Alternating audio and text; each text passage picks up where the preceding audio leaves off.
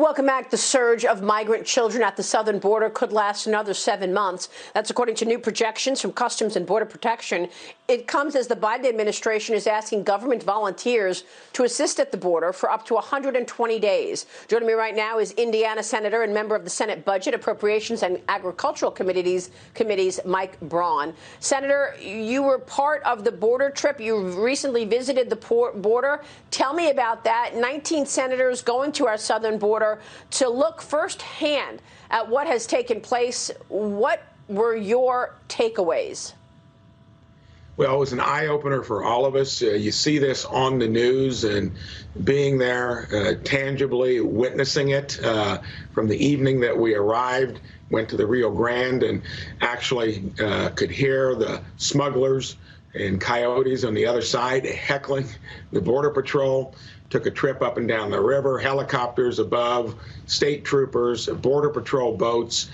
And it's amazing how the system has been gamed by these smugglers. It's a loop of where they get people across, and then those folks send remittances back to pay for other family members to come across.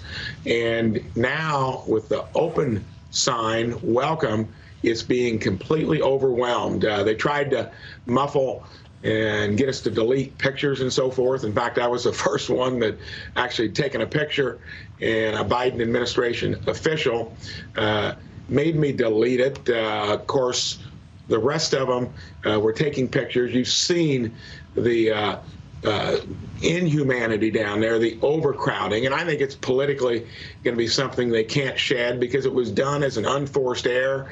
They did everything because it was working under Trump. It's not a long-term solution, but at least doesn't create the issues when you were having folks stay in Mexico. The wall, according to the Border Patrol, single biggest factor for them to spread their resources.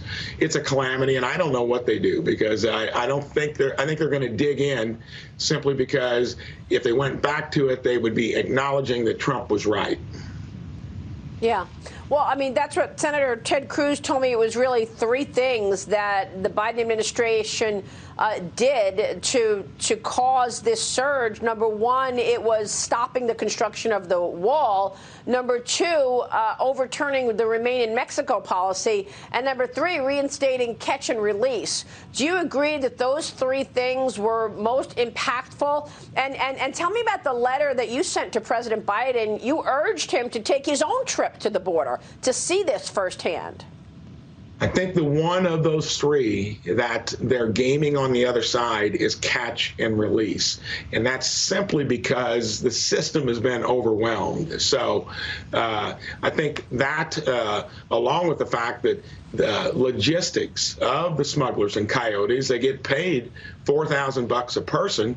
And in the Del Rio section, they told us 54 different nationalities have been caught trying to cross the border, and they charge up to 20 grand. That letter was simply to say, hey, this is happening. You can't hide it. You can't suppress the pictures and all that.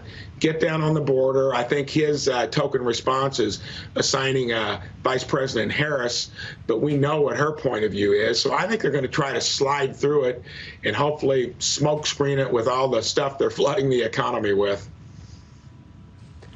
I mean, the flooding of the economy is just incredible.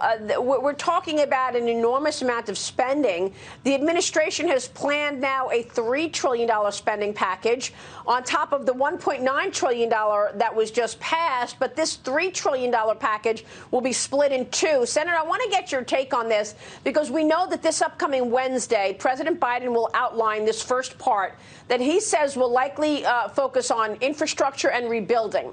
But the second part is going to contain changes to health care, extending Affordable Care Act and child care subsidies. That's going to be revealed in the next couple of weeks. My guess is that they're splitting this up because they can get real support on infrastructure. But the second part of it is going to include heavy tax increases, and they want to push that through reconciliation. Is that the plan? Exactly. It worked so well for them with their so-called COVID relief package that only had a small percentage devoted to it, that came out with fairly decent public support.